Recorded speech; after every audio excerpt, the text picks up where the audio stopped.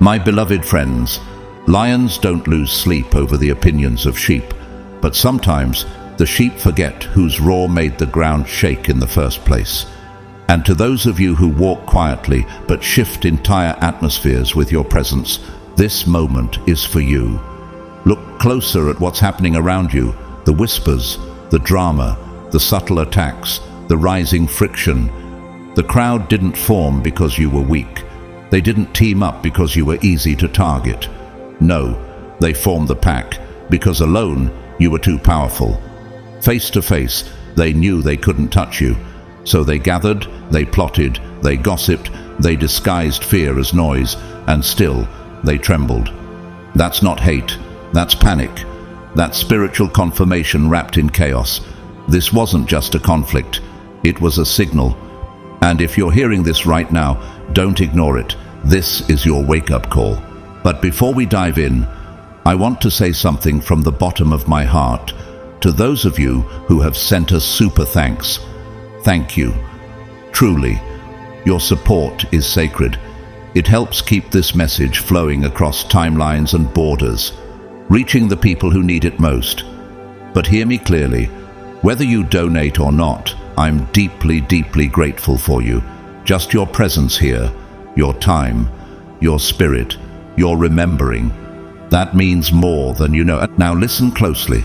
There's something haunting about being chosen. It doesn't shout, it doesn't beg to be seen, but it burns, it glows, it exposes, it shifts every space it enters.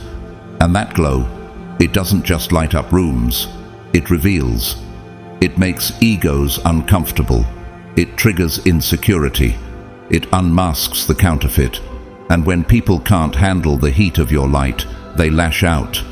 Not because you're wrong, but because you're real. So if you've been lied on, mocked, copied, betrayed, good. That means your power is being felt.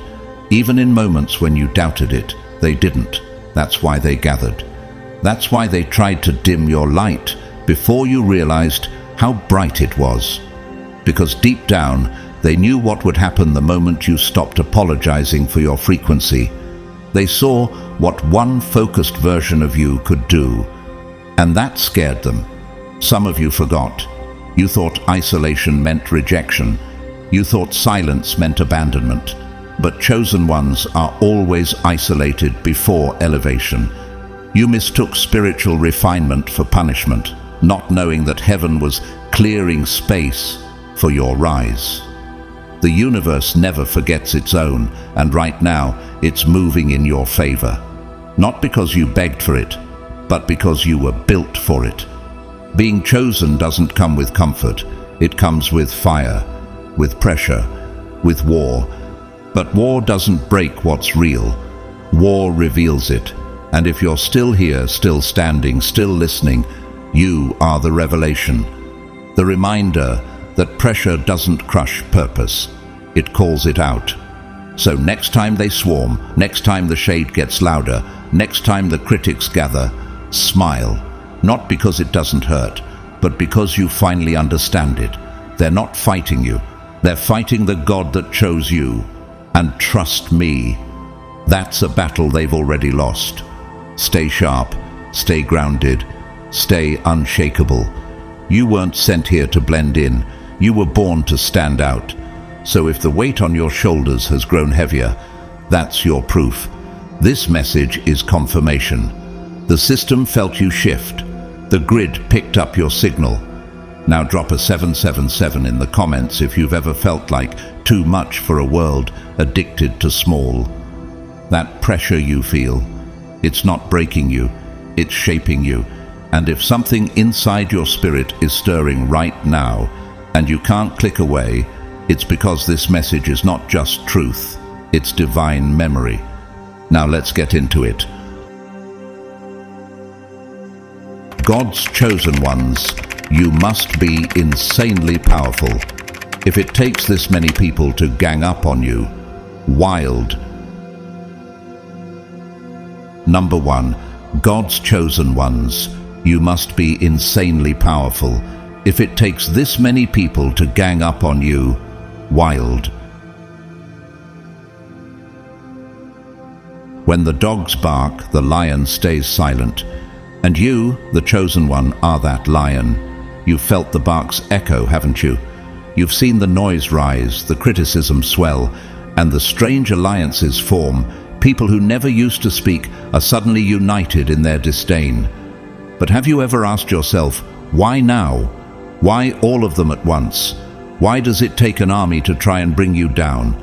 Could it be that what you carry is so rare, so potent, so divinely orchestrated, that the only way they stand a chance is to come together against you?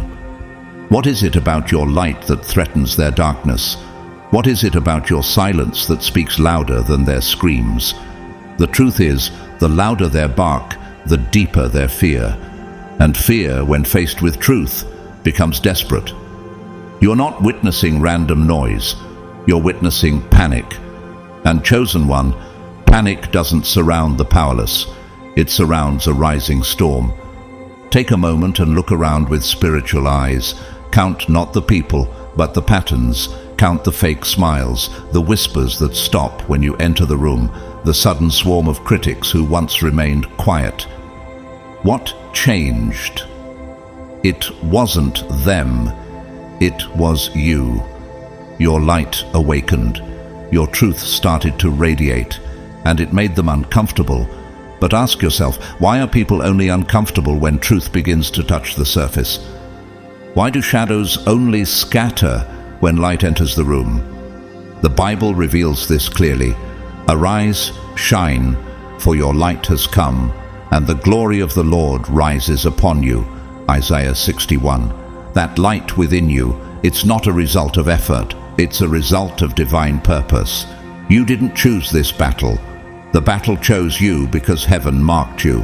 And when heaven marks you, the world reacts. Now tell me, have you ever seen people plot against someone harmless?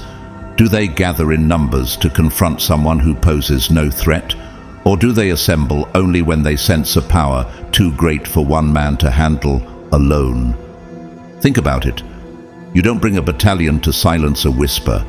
You bring an army when you're terrified of what that whisper might become. So if they're coming in packs, if they're attacking in waves, it's because they're watching you rise into a version of yourself they cannot control, cannot manipulate, and cannot contain. This is exactly what happened to David. Before he ever wore the crown, before he ever sat on the throne, he had to face a giant.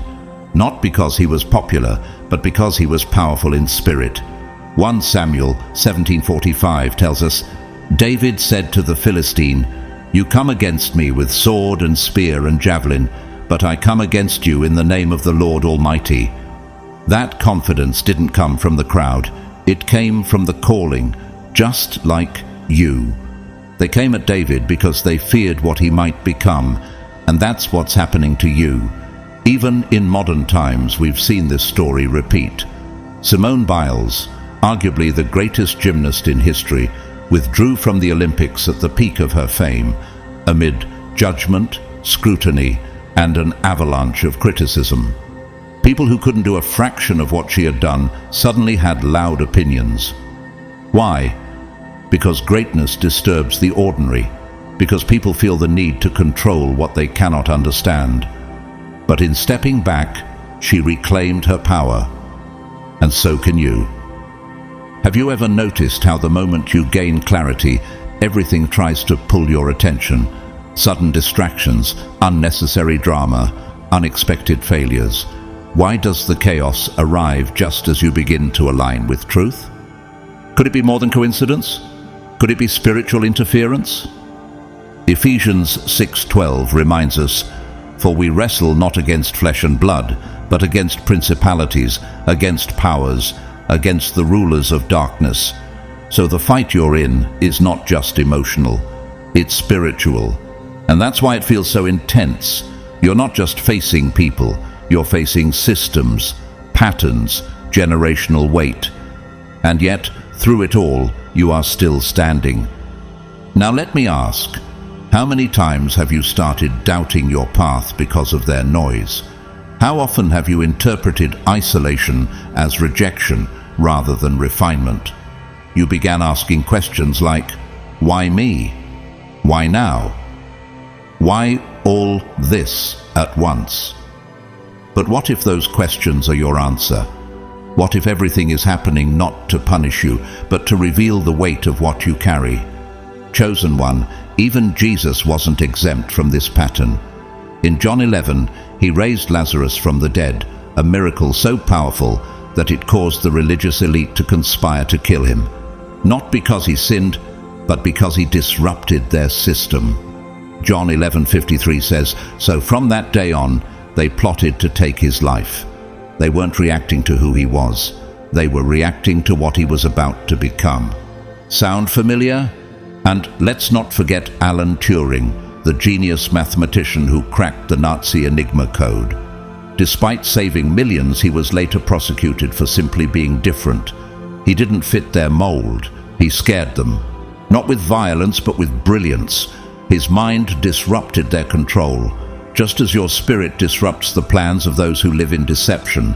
Some of you forgot that storms aren't sent to destroy the chosen.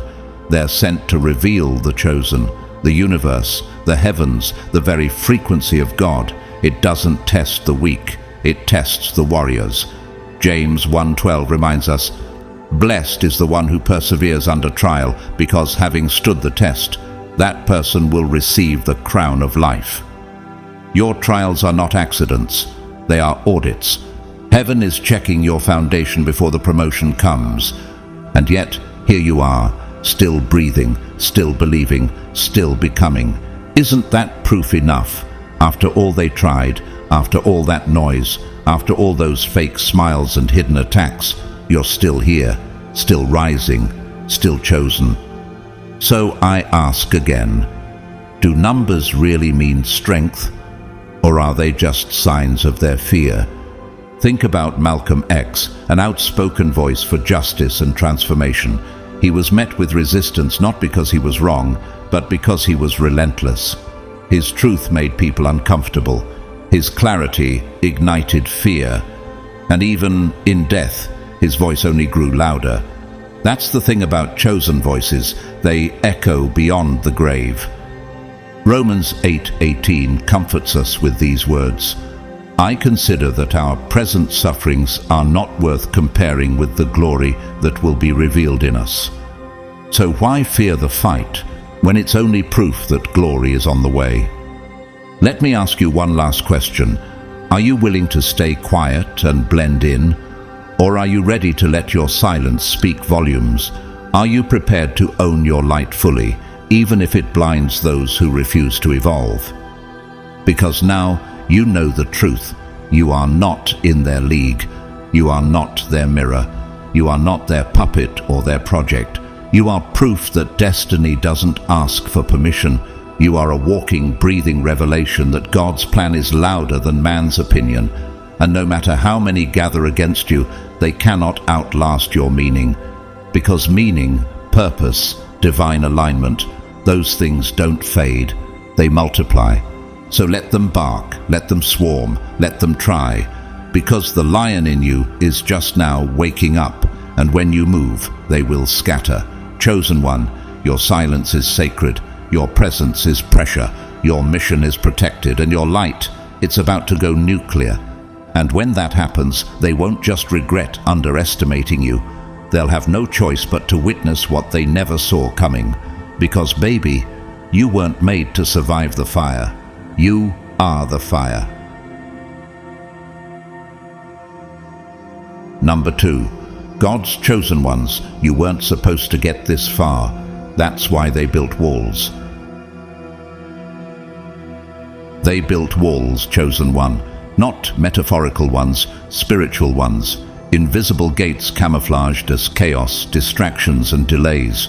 And yet, you walk straight through them. Have you ever stopped to ask yourself, why? Why you're still here, still standing, still reading these words when everything around you has been engineered to push you away? Can you feel it now? That deep sense in your spirit that you were never meant to arrive at this moment by accident. The truth is, this message was never intended for everyone. In fact, it was designed to filter you out. The first layer of resistance wasn't some random inconvenience. It was a firewall, a divine test, a spiritual checkpoint meant to stop the ones who were on the brink of remembering who they truly are. You weren't supposed to get this far, not according to them. And yet, here you are. What does that say about you? What does that reveal about the power that's been hidden inside you all along? Let that settle into your soul. Because if you're still here, still locked in, despite the mental noise, the physical interruptions, the emotional fatigue, it means one thing with divine clarity: you broke through. You didn't fold. You didn't scroll away. You didn't get sedated by the distractions. You passed the first test that most people never even notice they're taking. Have you ever wondered why your mind started racing just before this message began? Why your phone glitched? Why your energy dipped? That wasn't coincidence. That was interference. The Apostle Paul wrote, "Let us not become weary in doing good, for at the proper time we will reap a harvest if we do not give up." Galatians 6:9. Do you feel the harvest approaching? Can you sense that this message is not just encouragement, but confirmation, that the walls they built were not to protect themselves, but to keep you from unlocking what's inside of you? Everything was designed to shake your focus, to steal your clarity just before it fully returned. The whisper in your head saying, "This isn't for me." The notification that popped up as your spirit started to rise. The emotional weight that suddenly came out of nowhere. All of it was a signal jam, an energetic firewall meant to block divine truth from reaching your heart. But it failed. And that failure has them trembling. Because now they know you're awake. And when the chosen wake up, systems start to collapse. Have you heard of Frida Kahlo? Her life was riddled with pain, both emotional and physical. A bus accident nearly ended her life. Chronic pain tried to silence her spirit, but she painted through it. She expressed truth through brokenness. She didn't walk around the walls, they pierced her. And still, she created. Still, she broke through. You too are creating through pain. Breaking through resistance, not to prove yourself to others, but to reclaim yourself from the lies the world tried to install in you. You were never supposed to get this far. The blueprint for your life, designed by systems of limitation, included detours and distractions, self-doubt and defeat. But something in you refused to stay asleep. Something in you, perhaps even now, is burning with the question, if I made it through what was meant to block me, what else am I capable of breaking through? The Bible speaks directly to this moment. You are from God and have overcome them, because the one who is in you is greater than the one who is in the world. 1 John 4:4. You didn't just survive the first barrier, you overcame it. You tore through what was designed to sedate you. And now that you've done that, the system is afraid. Because you're not lost anymore, you're realigned, you're dangerous. You may not have even realized it at the time, but each delay, each betrayal, each whisper of doubt was actually a gate disguised as an attack. And when the system recognized that you had the audacity to keep going, it shifted tactics. The next layer of resistance would be different. It would come with charm, with distractions dressed as friends, with comfort disguised as purpose.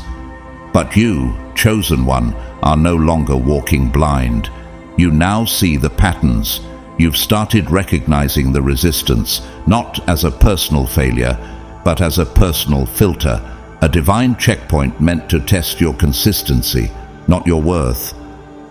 Esther is a perfect example of this. She was never supposed to make it to the palace.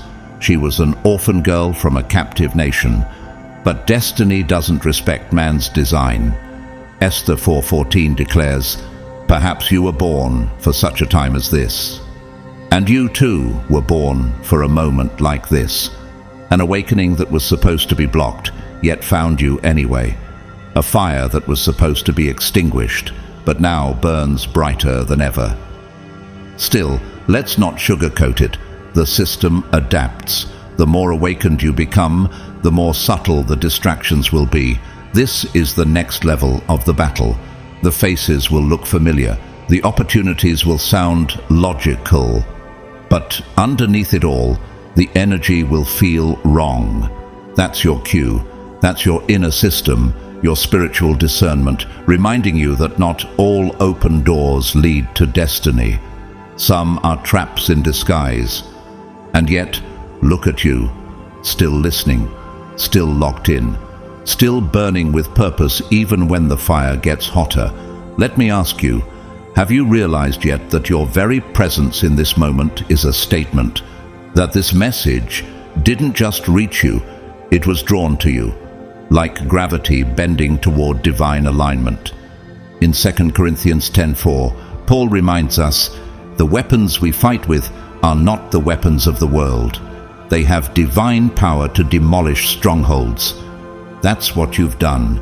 You've torn down strongholds that were crafted to keep you spiritually sedated. You've already won your first war, not with fists, but with focus, not by shouting, but by refusing to scroll away from your calling.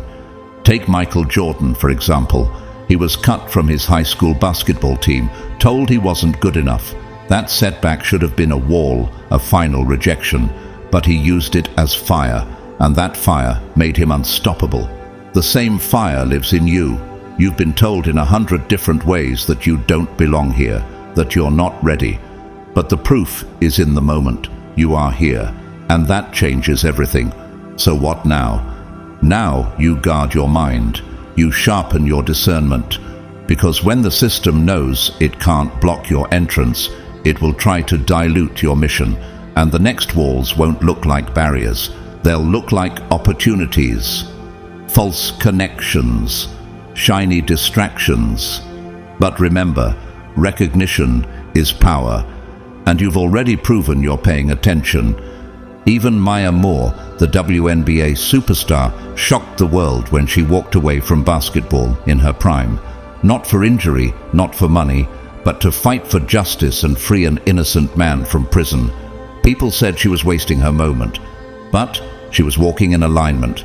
She chose a higher purpose over popularity, just like you must now, just like you are starting to do. Romans 13:11 says, "The hour has already come for you to wake up from your slumber, because our salvation is nearer now than when we first believed." The fact that you're here, absorbing these words, with your spirit stirred, is proof that you're awake.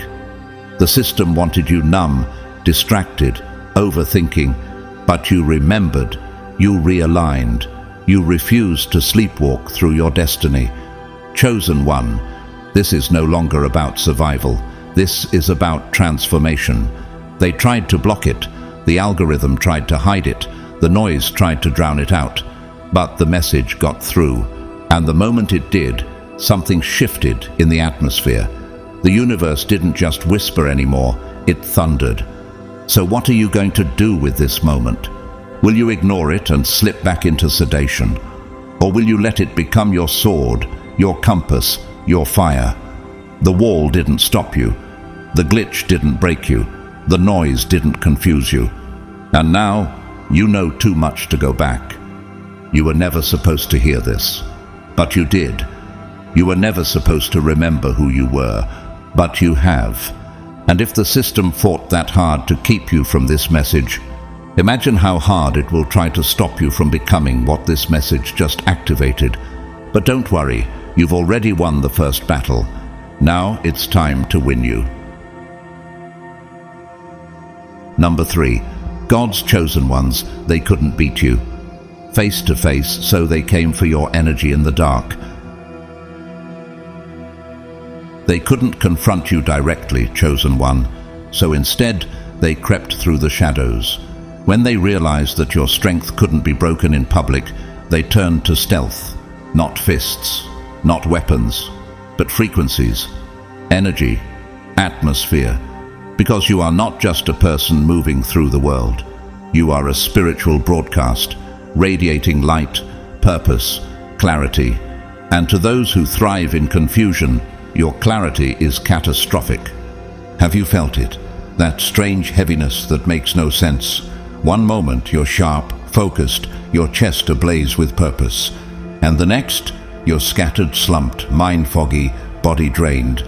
You're irritated over things that wouldn't have touched you yesterday. You're weary, not from running, but from simply existing. What if I told you this isn't just burnout? What if the exhaustion you feel is not weakness, but warfare? The Bible tells us, "Be alert and of sober mind." Your enemy, the devil, prowls around like a roaring lion, looking for someone to devour. 1 Peter 5:8. But the devouring doesn't always come through disaster. It often comes through distraction, through depletion, through invisible attacks that make you question yourself. Chosen one, this is the war they don't talk about. Spiritual energy warfare. Not against your body, but your vitality. Not against your vision, but your frequency. And the moment your vision aligns with action, when your thoughts and your calling begin to synchronize, that's when the attack hits. Not with noise, but with numbness. Not with war cries, but with spiritual static. You wake up empowered, and by midday you're second-guessing your every thought. Have you noticed this pattern? Why does it always seem to hit right before a breakthrough? Could it be that every time your light expands, it disrupts a darkness that had grown too comfortable? Take time to ask yourself, why am I suddenly drained after moments of deep clarity?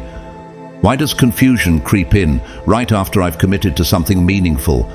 Why do I spiral into fatigue without any physical explanation? You aren't lazy. You aren't undisciplined. You're being targeted. Because energy, especially divine energy, can't be beaten, but it can be disrupted. In Daniel 10:12-13, we find a chilling example of this very battle. Daniel prayed and fasted for 21 days, but his answer was delayed, not because God hadn't heard him, but because a spiritual force called the Prince of Persia opposed the angel bringing the message. The angel told Daniel, "From the first day that you set your heart to understand and to humble yourself before God, your words were heard. But the prince of the Persian kingdom resisted me 21 days. This shows that spiritual resistance is real, and often the delay is the result of a war being fought around you, not within you. That's why you must protect your energy like royalty protects a crown. You are carrying something sacred, and not everything deserves proximity to it. Not every invitation deserves a response. Not every conversation deserves your presence. You're not being antisocial, you're being anointed, and with anointing comes assignment. With assignment comes attack. Think about the life of Nina Simone. Her music was revolutionary, her presence magnetic, but with her talent came constant resistance. Her mind was often under siege, not because she was broken, but because her voice carried power. Her presence threatened systems that fed on silence. And your voice, your very energy, does the same. You're not being drained because you're empty. You're being drained because you're full of vision, of clarity, of change. Let's be real. Energy is currency, and yours is expensive. So when you step into alignment, when your spirit starts to sync with your destiny, you create a ripple effect in the unseen. They feel it before you see it. The ones hiding in the dark, the ones feeding off chaos, they feel your focus as a threat. That's why, the moment you commit to your calling, the confusion shows up. But now that you know, what will you do with that knowledge? Remember Ephesians 6:11-12. Put on the full armor of God, so that you can take your stand against the devil's schemes. For our struggle is not against flesh and blood, but against rulers, against the authorities, against the powers of this dark world, and against the spiritual forces of evil. If you're feeling the fog roll in, the exhaustion suffocate your flame, don't collapse. Anchor yourself, recognize the tactic, reclaim your power. Ask yourself, who or what has had consistent access to your energy but offers you no return? What habits are draining your soul instead of feeding it? What foods, what content, what conversations are robbing you of clarity? You can no longer afford to live like everyone else. You're not here to conform. You're here to shift the atmosphere. Even Robin Williams, a man who made the world laugh, silently battled depression. His energy was magnetic, healing, but often misunderstood and exploited. What people consumed in joy, he carried in weight. You too must understand the weight of your gift. Not everyone will understand it. Fewer still will protect it. That's why you must protect it for yourself. This invisible warfare is not a curse. It is confirmation. Resistance only rises when real movement begins. And you, chosen one, are real movement. You are heaven's disruption to systems that depended on your silence. And when they couldn't take your mind, they targeted your energy. But guess what? Your awareness has made you dangerous, because the moment you recognize the pattern, you break its grip. Let this truth settle deep within. He gives strength to the weary and increases the power of the weak. Isaiah 40:29. You don't have to manufacture energy out of nowhere. You have divine backup. The key is to stop leaking power where it isn't respected. Your energy is not random. It is purpose-filled. It is strategic. It is part of the calling. So when you feel that unexplained exhaustion, don't spiral. Pause. Pray. Reclaim. Say it with me. I call my energy back from every place I unknowingly left it, from every face I smiled at out of guilt, from every screen I scrolled past out of habit, from every thought that didn't serve me. I call it back now. Because here's what they never expected: you waking up to the game. They counted on your confusion. They depended on your self-blame. But now, you're aware, you're awake, and that makes you unstoppable. Romans 12:2 reminds us, "Do not conform to the pattern of this world, but be transformed by the renewing of your mind." The pattern has been exposed, and once a chosen one sees the pattern, they can never return to pretending. You are not here to be overwhelmed. You are here to be a weapon. You are not a victim of this fatigue. You are the fire it came to smother, but the fire is still burning. Why? Because it's not just physical stamina that keeps you going. It's divine mission, purpose, identity. So yes, guard your energy like royalty, not with arrogance but with awareness. You are not exhausted because you're weak. You are exhausted because your light is expanding, and that expansion is triggering the darkness around you. And what they don't know is that you're no longer apologizing for your glow. You're no longer questioning your fire. You're no longer ignoring the patterns. And because of that, your energy is returning. Your clarity is strengthening. Your roots are deepening. So the next time that fatigue hits out of nowhere, the next time the fog tries to descend, don't panic. Anchor. Know what it is. Call it out. Speak over yourself. Recenter. Number 4. God's chosen ones. They pulled every string, and you're still standing. They pulled every string, chosen one. They worked behind the scenes, timed every distraction, engineered every delay. But somehow, you're still standing. Can you feel that? That quiet power in your chest? That unexplainable steadiness? It's not arrogance. It's not luck. It's alignment. And it's the very thing they hoped to unravel, because they knew exactly what they were doing. The moment life began to flow for you, the moment doors opened before you knocked, and answers came before you even asked, they panicked. Have you ever wondered why the clarity you had just days ago suddenly vanished? Why the peace in your steps was replaced by pressure in your chest? Why the flow felt like it slammed into a wall? That shift wasn't random. That wasn't just life. That was intentional resistance, a precise, well-timed effort to stop what you were on the verge of stepping into. You were becoming too aligned, too aware, too powerful. So they scrambled the signal, they created static, they stirred the waters. And the worst part, it didn't come with sirens. It came subtly, creeping in like a fog. 1 minute, you're thriving. The next, you're questioning yourself, irritated for no reason, stuck in loops that used to be behind you. The focus you had suddenly feels fragile. The motivation vanished. This isn't coincidence. This is spiritual interference. They've studied your rhythms, they've watched your growth, and they know the exact pressure points to hit. Why? Because they fear what happens when you break through and stay broken through. The Bible doesn't leave us in the dark about this kind of battle. In 2 Corinthians 2:11, Paul warns, "In order that Satan might not outwit us, for we are not unaware of his schemes." These disruptions, these sudden shifts in energy, they are schemes, intentional plots against your spirit. You're not being paranoid, you're being perceived as a threat, and perception alone is what fuels their fear. Ever notice how the moment you commit to growth, real growth, not just ideas, conflict erupts? Old friends get uncomfortable, arguments arise out of nowhere, delay after delay piles up. What used to be simple suddenly becomes complex.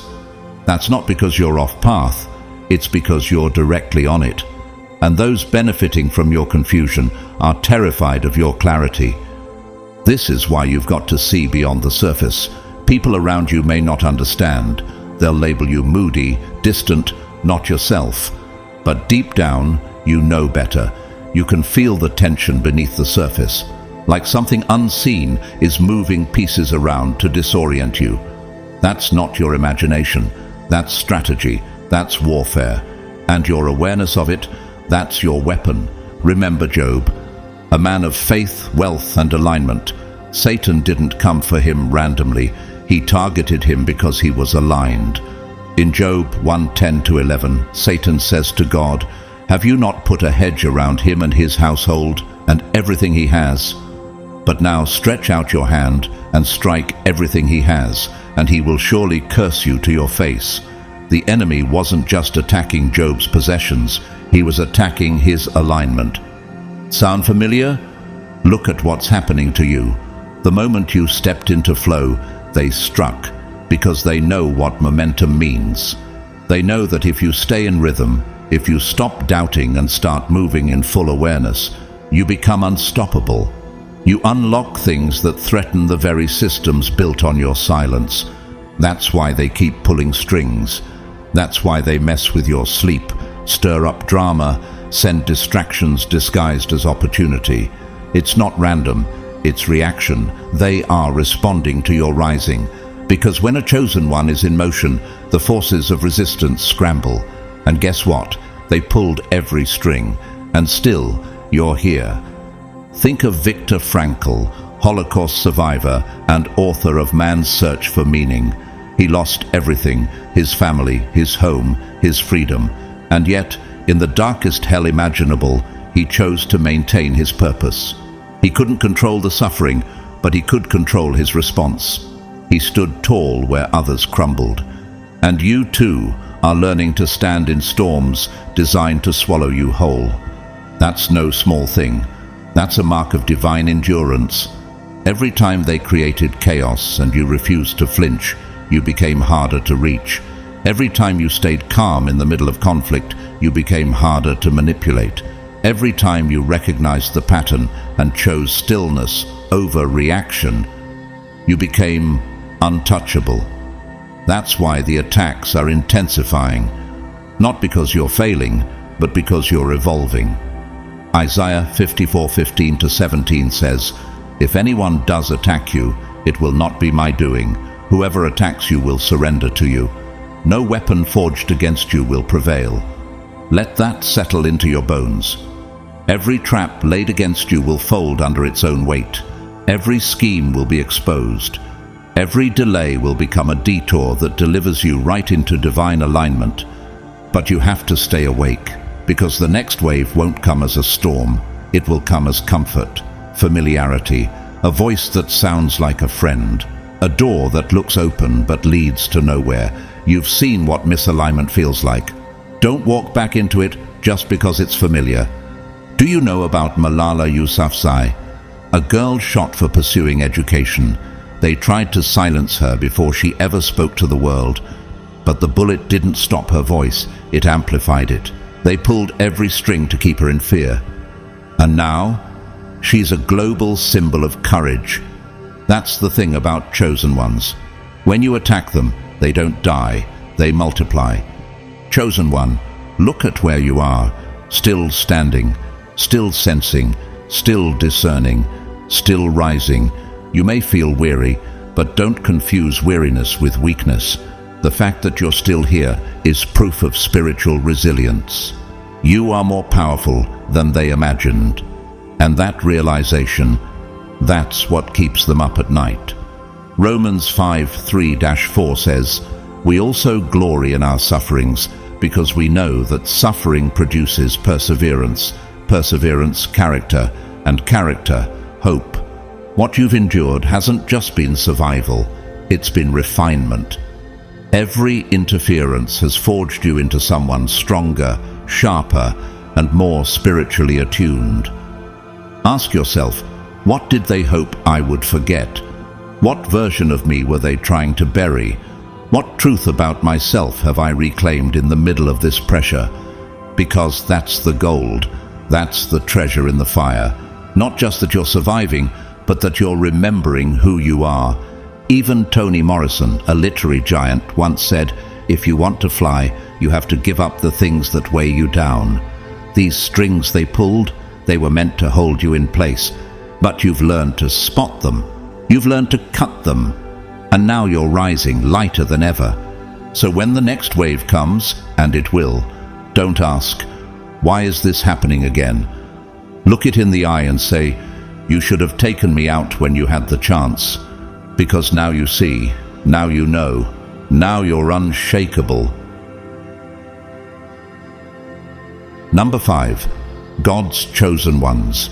They thought you were just another flame, but you were the fire starter. They thought you were just another spark, flickering, fleeting, destined to burn out when the wind changed. But what they didn't realize, chosen one, is that you weren't the flame. You were the fire starter. You were never meant to borrow light. You were born to generate it. Let this truth settle deep, not just into your ears, but into your bones, into your identity, into the very wiring of your purpose. Because this world never planned on you remembering who you really are. It was built to make you forget. You weren't put here to chase the light. You are the light.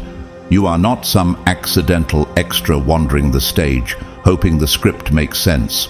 No, you are the pulse, the ink, the breath, and the storm that rewrites the script when the old one no longer honors truth. You are not here to witness change. You are the change. You are not simply magnetic to miracles. You are the proof that they still walk among us. And as wild as it sounds, the universe doesn't just support you, it responds to you. When you move with purpose, it moves with you. That's not arrogance, that's divine alignment. But let me ask you, what happens when someone like you finally wakes up to that truth? What happens when you stop waiting for permission and start moving like you've already been approved? What happens when you stop searching outward and finally look inward and realize that the spark you've been chasing was never out there? That's the part they missed. They thought you were a seeker. They assumed you were the moon, reflecting someone else's brilliance.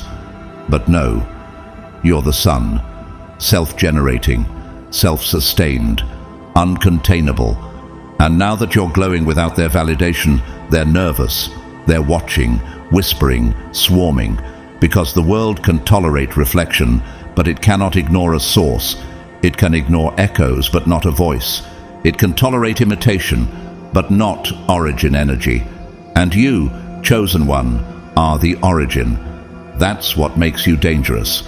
John 1:5 says, "The light shines in the darkness, and the darkness has not overcome it."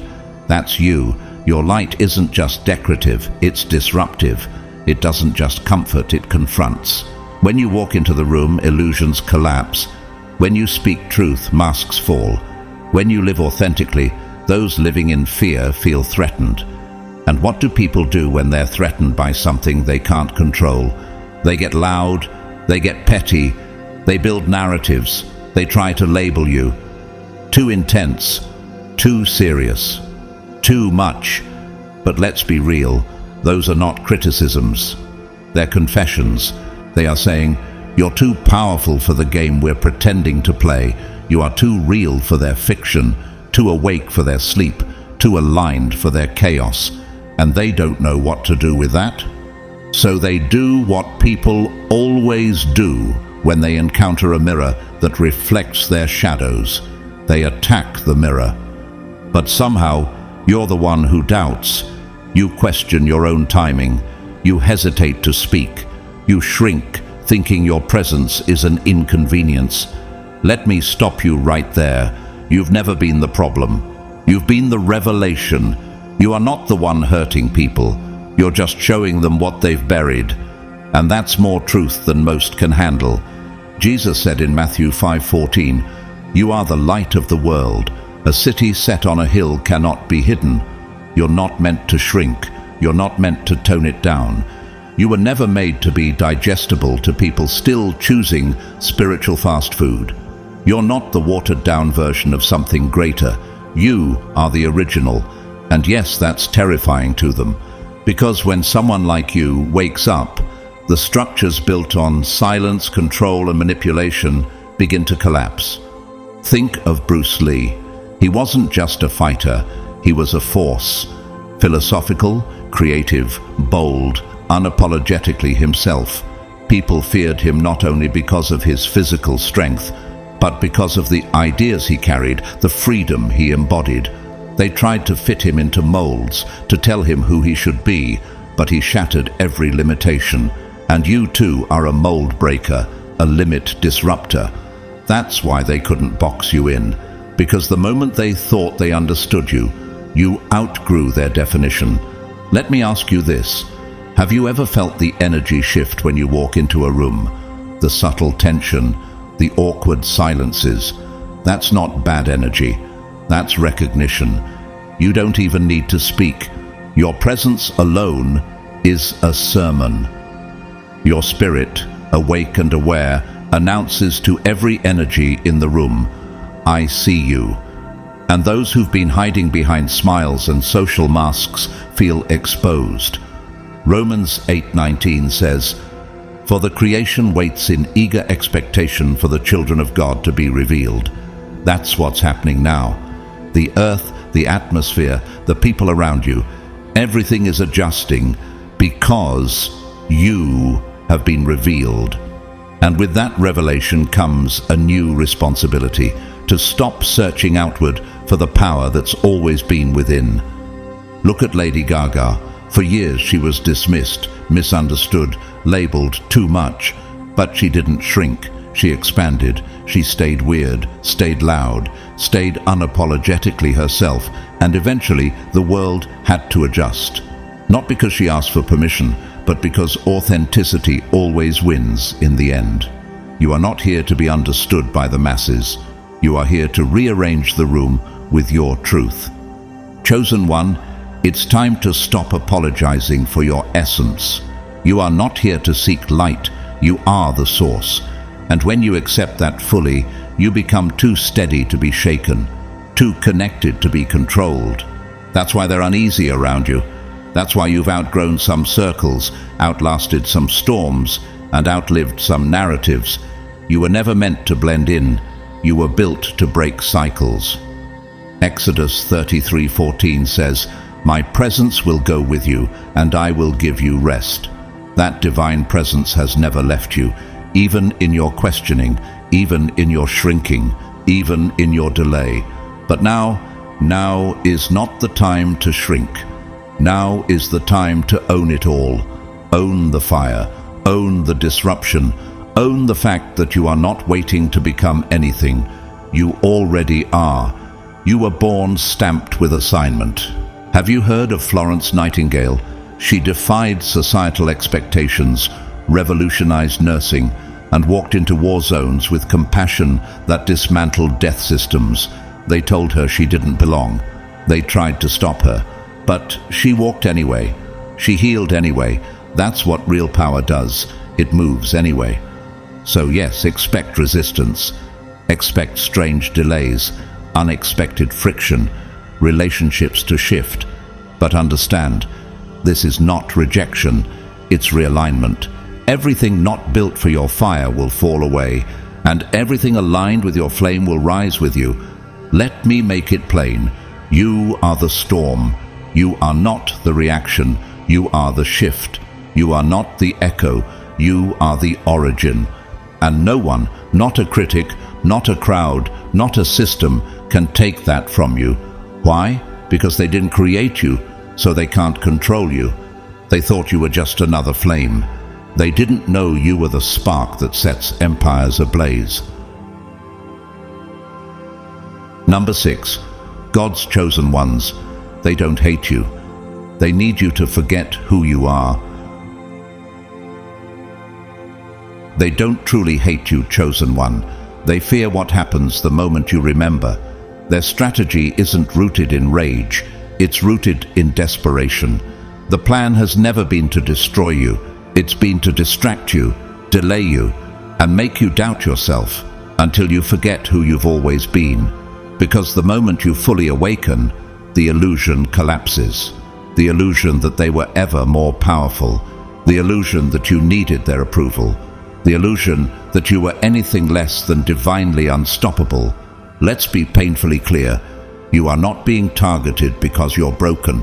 You are being targeted because you're whole in ways they can't replicate. You're not under siege because you're behind. You're being watched, studied, and spiritually opposed because you're ahead. Even when you move in silence, especially then, you glow without a spotlight. You rise without applause. You grow in the dark. And to those who feed on imitation, your authenticity is a direct threat to their existence. Let me ask you this. Have you ever wondered why they cling so closely but never truly support you? Why they mimic you while subtly undermining you? Why they orbit your energy but never celebrate your evolution? It's because they need you, but only the version of you that doesn't know how powerful you are. The moment you reclaim your light, they lose their lifeline. James 4:7 offers a powerful spiritual weapon. Submit yourselves then to God. Resist the devil, and he will flee from you. What if that resistance isn't about rage or confrontation, but about reclaiming your clarity?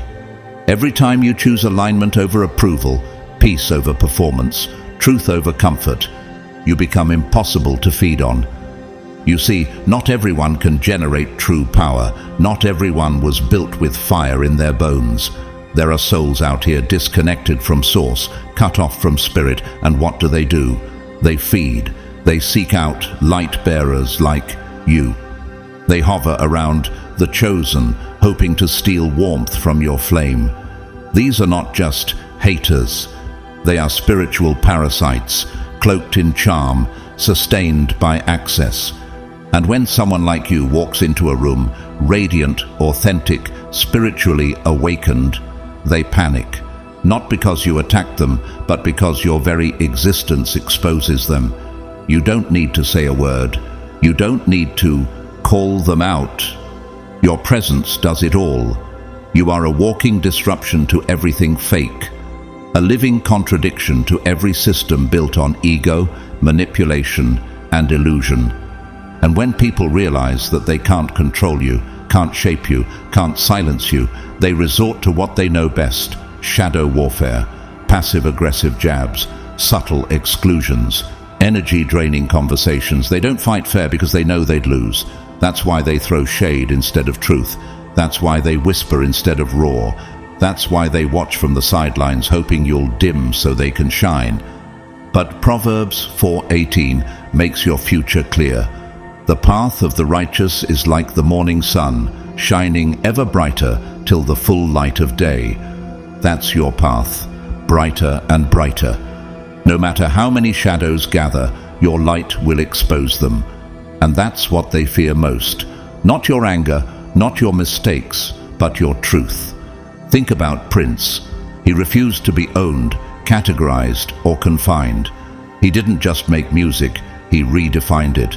He walked away from record labels that tried to rename him, reduce him, or claim him.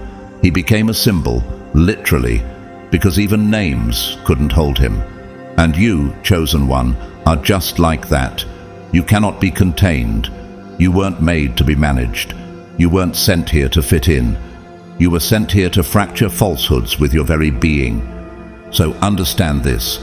The attacks you face are not personal. They're strategic. You are confronting energies that can't survive your awakening. And that's why it always feels so deeply targeted. Because it is. You're not stumbling into resistance. You are standing face to face with forces that depended on your unconsciousness. They needed you to forget, to shrink, to doubt. Because the moment you remember, they lose access. Ephesians 5:13-14 says, "Everything exposed by the light becomes visible, and everything that is illuminated becomes a light." That's your impact. You don't just shine, you activate. You don't just expose, you transform. You don't just walk in rooms, you change the temperature. Have you ever been called too sensitive, too emotional, too intense? That wasn't judgment, it was projection. They sensed your depth, your discernment, your frequency, and it made them uncomfortable. Not because you were wrong, but because you were right. And truth, when it walks into a space built on lies, is always called the problem. But let this settle into your chest. You were never the problem. You were always the proof. That divine power can walk around in human form. That alignment doesn't need validation. That peace doesn't require popularity. You're the example they hoped no one would notice. The reminder that power doesn't come from noise. It comes from knowing. Knowing who you are, knowing whose you are. Remember Maya Lin, the brilliant mind behind the Vietnam Veterans Memorial. She was met with massive backlash, too young, too quiet, too different, but her vision, it rewrote how grief could be honored. She didn't raise her voice. She raised a monument. Just like you, your life is becoming a monument to resilience, carved in silence, powered by spirit, immune to manipulation. So what do they do now? They pull away. They reframe you as selfish. You've changed, they'll say, and they're right. You've remembered, you've risen, and now they can't feed where they no longer have permission. And that's what drives them insane. Not your ego, not your ambition, but the fact that you no longer need their approval to breathe. Psalm 18:29 says, "With your help I can advance against a troop. With my God I can scale a wall." You're scaling walls they thought would stop you. You're reclaiming territory they thought they own forever. And every time you choose clarity over chaos, peace over performance, you take back more ground. So when the fog rolls in again, when doubt tries to knock on your door, when subtle guilt is used as a weapon, don't flinch, don't react. Just remember, you're not here to be liked. You're here to be light. You're not here to fit in. You're here to break the mold. Think of James Baldwin. His words shattered systems. He didn't scream. He spoke truth with surgical precision. He knew who he was, and that knowing made him unstoppable. You've arrived at that same threshold. The knowing is settling. The remembering is locking in. And that's the threat. They don't oppose you because you're weak. They oppose you because you've already won. They don't hate you, chosen one. They just needed you to forget who you are. But it's too late now, because you remember. Number 7. God's chosen ones. Before the crown, there's always the crushing. Before a crown ever touches the head of a chosen one, there is always the crushing, the weight, the silence, the storm that makes you wonder if you ever had what it takes at all. But hear me clearly, this isn't random, this isn't chaos just happening to you. This is design. This is spiritual precision.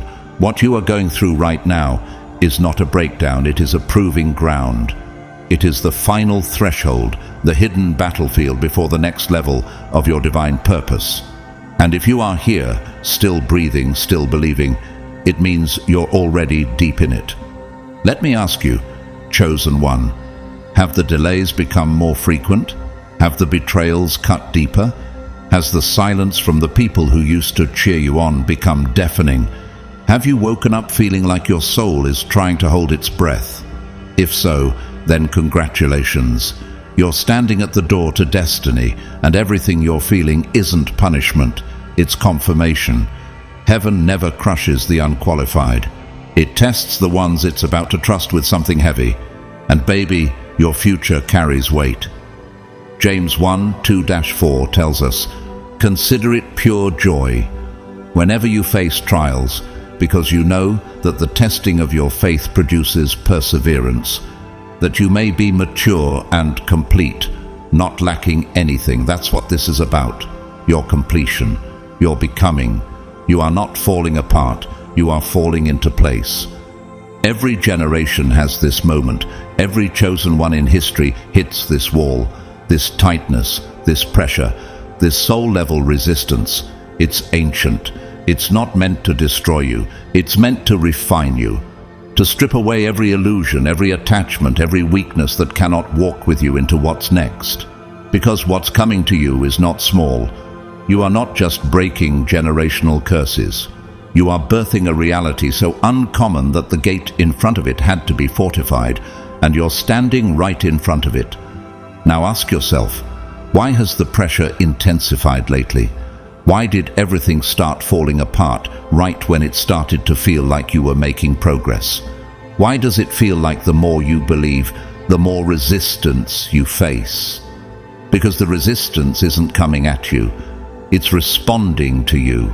Your power is expanding, your vibration is rising, your calling is activating, and every opposing force that benefited from your dormancy is now in full defense mode. Esther, before she became queen, had to be hidden, processed, and positioned in silence. Her crown didn't fall from the sky. It came through crushing, through uncertainty, through opposition. And yet Esther 4:14 reminds us, "Who knows but that you have come to your royal position for such a time as this? And you, chosen one, you are standing in your such a time as this." This pressure isn't random, it's royal training. So don't get confused. The war is not about whether you are worthy.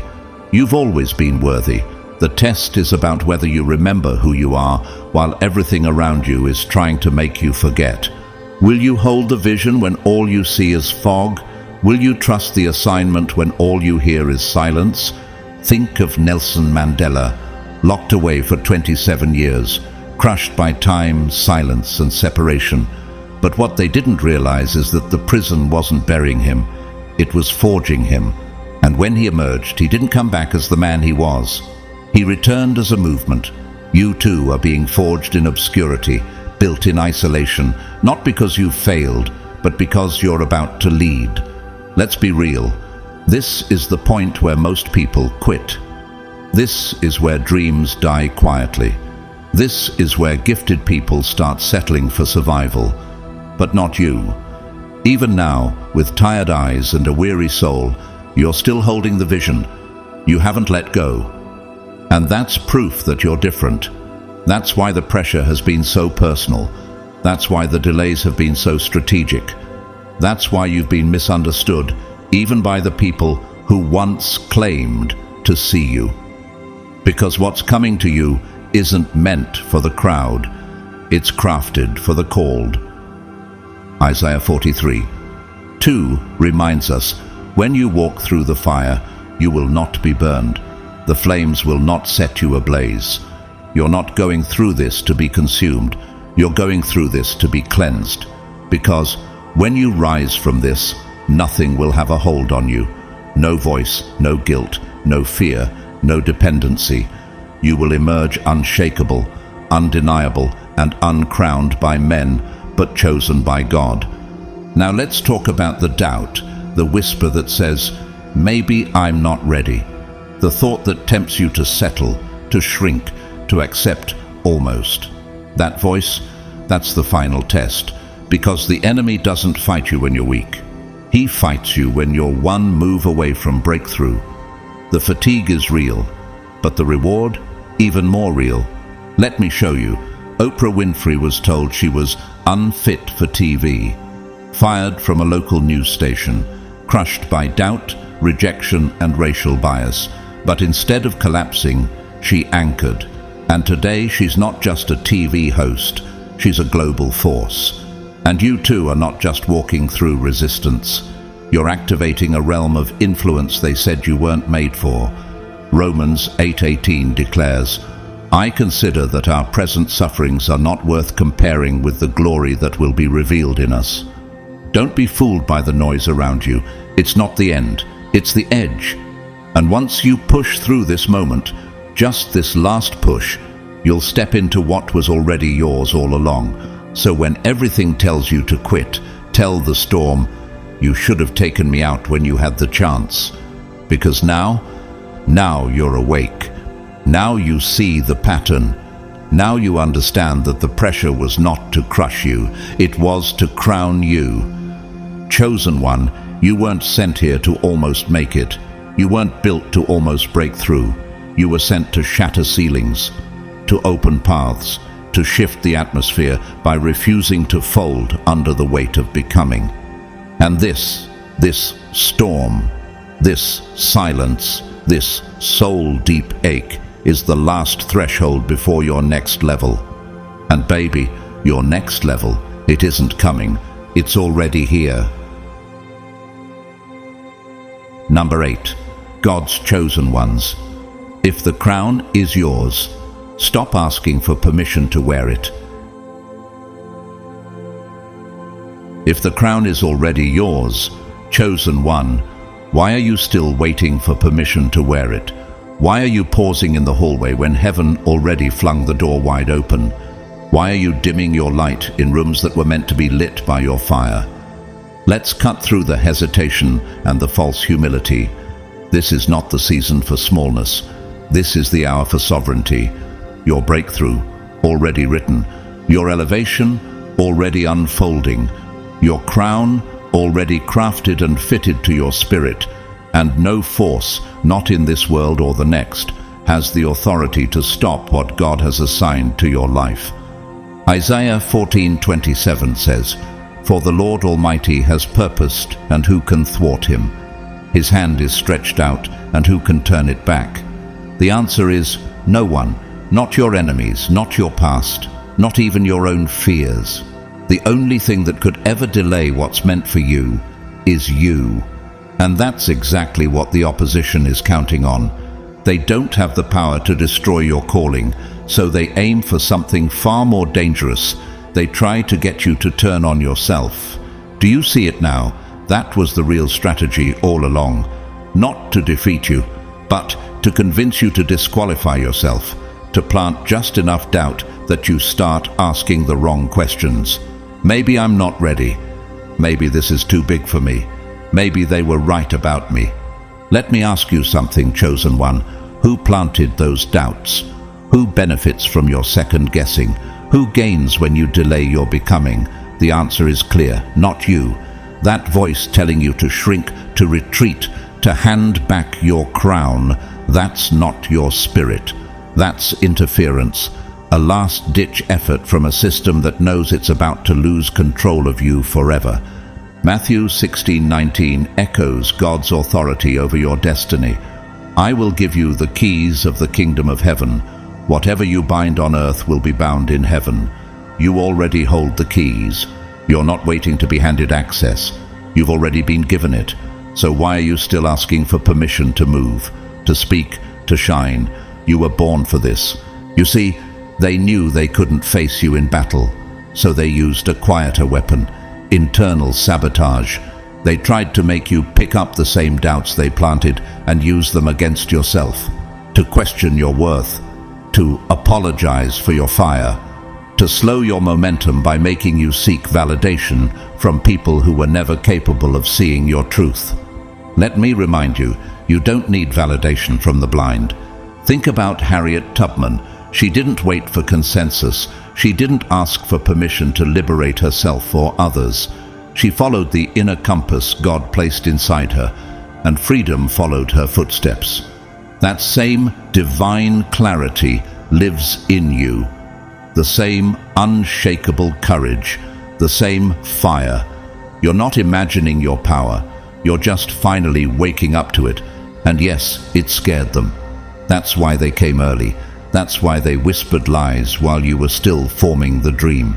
Because they saw the glow before you did. They sensed the shift in you before you knew what it was called. And so they tried to hijack it with narratives, with projections, with pressure. They hoped you'd ask for a green light when the light was already green. Galatians 1:10 reminds us, am I now trying to win the approval of human beings or of God? If I were still trying to please people, I would not be a servant of Christ. Chosen one. You're not here to please the masses. You're here to obey the call of heaven, and that means moving even when it makes others uncomfortable, shining even when it blinds those still hiding in the dark. So, if you felt surrounded by resistance, dismissed by people you once trusted, doubted by voices you once leaned on, good. Let it confirm what your spirit already knows. You are real, and realness always triggers what's fake. Let the pushback be proof. Let their obsession with your silence remind you of how loud your impact already is. Look at Nikola Tesla, misunderstood, ridiculed, dismissed by systems that couldn't monetize his mind, but he kept creating, kept seeing, kept bringing visions into form. And now the very world that once rejected him runs on the technologies he dreamed of. You are no different. They may not get you now, but the ripple effect of your obedience, it will outlive their resistance. So here's the truth they hoped you'd never see. You don't need consensus to rise. You don't need applause to ascend. You don't need permission to wear what's already been placed on your head by divine hands. You're not waiting for the world to accept you.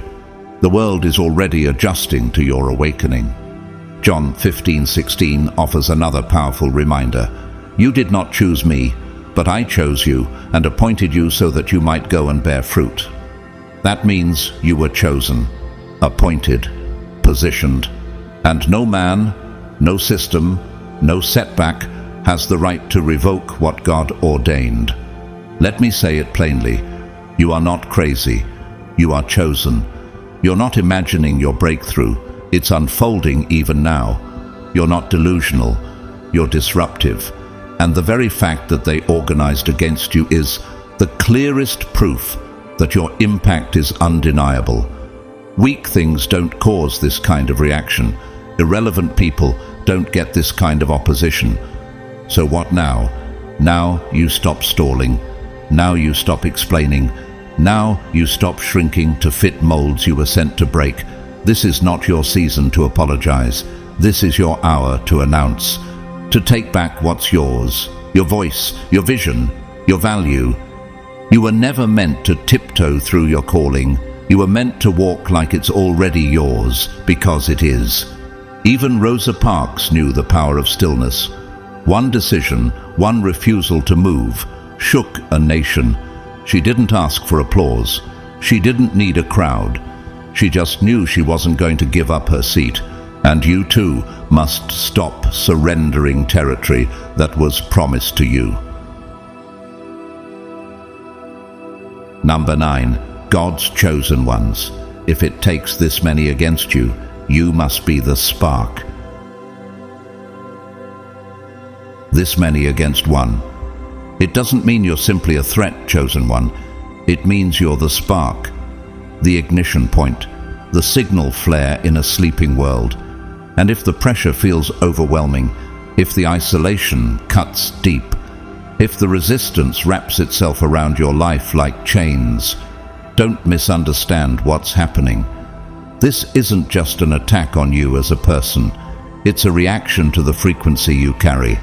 You're not just an individual walking a hard road. You are a vibration, a coded activation written into the fabric of this timeline. And when you rise, others rise with you, even if they don't know why. When you move, you shake dimensions. That's why you're so heavily watched. That's why so many seem oddly invested in your delay. Why strangers project envy without cause. Why energy shifts the second you walk into the room. You don't just walk in light, you broadcast it. Ephesians 5:14 declares, "Awake, O sleeper, rise from the dead, and Christ will shine on you." This isn't about mere belief, it's about activation. Your awakening doesn't just affect your life, it creates ripples in the collective grid. Because when a chosen one wakes up, they don't just climb, they clear. They break locks, they crack strongholds, they expose systems, they become a living permission slip for others to do the same. Let me ask you, have you ever wondered why the opposition feels supernatural? Why so much pressure arrived just when you started standing tall? Why the weight of the world seemed to fall on your shoulders the moment you embraced purpose? That's not a glitch. It's not bad luck. It's spiritual physics. Pressure doesn't hit what isn't positioned. Resistance doesn't rise where there's no real momentum. You were never random. You were deployed. Think about that. You weren't born in this generation, this location, this energetic timeline by accident. Your presence here, now, is part of a cosmic strategy. Your survival, it wasn't coincidence, it was confirmation. Your instincts to keep going? Not random. Your gifts? Not a fluke. You are part of a divine infrastructure, a light source placed with precision to ignite movement in the places that had long been dark. John 1:9 says, "The true light that gives light to everyone was coming into the world." You carry that light, and you didn't just survive the crushing, you expanded. You walked through fires that others ran from. You kept showing up when everything told you to sit down. You kept speaking when the pressure demanded your silence. And that choice, that commitment, it activated the unseen grid that connects the awakened across time and space. This is why the opposition has grown more aggressive, not because of your failures, but because of your signal. When you rise, others start to stir. When you take your place, you call out the next chosen one. And if you don't quit, the ripple becomes a wave. This is not just about you. It never was. That's why their efforts to block you have been so relentless. Because once you walk in full remembrance of who you are, others will too. And that's what terrifies them. Think of Martin Luther King Jr. His presence wasn't just about him. It was his clarity, his conviction, his refusal to bend that became a spark. And that spark ignited a movement. That's what you carry. And that's why they resist you. Not just because of your words, but because of your wavelength. Because you're not just living, you're transmitting. Your alignment doesn't just inspire, it exposes. Your light doesn't only comfort, it confronts. Romans 8:11 reminds us, "The spirit of him who raised Jesus from the dead is living in you." That same power that raised the dead now fuels you. That same spirit now flows through your every word, every decision, every refusal to retreat. You are not here to participate in status quo cycles. You are here to shatter them. So yes, they watched you. They talked about you. They tried to isolate you. They tried to bury you under confusion, betrayal, exhaustion, silence. Not because you were weak, but because you were close. Because you were almost there. Because once you step fully into who you are, there's no putting the genie back in the bottle. You can't unknow what you now know, and they can't unsee what you're becoming. Have you ever heard of Jean-Michel Basquiat? His art didn't just express, it disrupted. He painted with spirit, with frequency, with coded rebellion. And though critics mocked him, the energy he carried couldn't be denied. Even after death, His light still awakens generations. And you too are not just here to be admired. You are here to be encoded into the fabric of the awakening. And now, you're still standing, after betrayal, after nights that almost broke your soul, after doubt clawed at your mind. You didn't just make it, you activated. Your frequency sent a signal. The others are waking up. Your presence has awakened the grid. And now your role is shifting from survivor to source, from seeker to igniter, from watcher to wayshower. Psalm 18:29 declares, "With your help I can advance against a troop. With my God I can scale a wall." You weren't just built to endure. You were designed to advance, to move forward even when legions stood in front of you. And now they realize it. That's why the attacks multiplied. Because your light didn't just survive, it spread. And what they tried to extinguish now lives in those who've been stirred by your courage. My beloved chosen one. And now, as the final pieces fall into place, let this truth settle deep into your spirit. You were never the target because you were weak. You were the target because you're transformational. The resistance was never random. It was recognition. Everything you've endured, everything you've overcome, every moment you almost gave up but didn't, it was all confirmation. Confirmation that you're not only chosen, you're ready. Ready to rise, ready to lead, ready to walk in what was already written for you long before the world ever tried to define you. You were never here to follow the crowd. You were sent to awaken the sleeping, to ignite others by the fire of your presence, and to stand unapologetically as proof that the crown is real, the calling is sacred, and your time is now. If this message stirred something inside you, if your spirit recognized this not as new truth, but as a divine remembrance, then don't let it stop here. Share it, pass it on. There's another chosen one out there, hanging by a thread, who needs this confirmation just like you did. The grid is live. Let's keep the signal moving. If you feel led to support this mission, you can send a super thanks below. Your generosity helps keep this message reaching more of the chosen ones around the world. And whether you donate or not, I am deeply grateful for your presence, your energy, and your courage.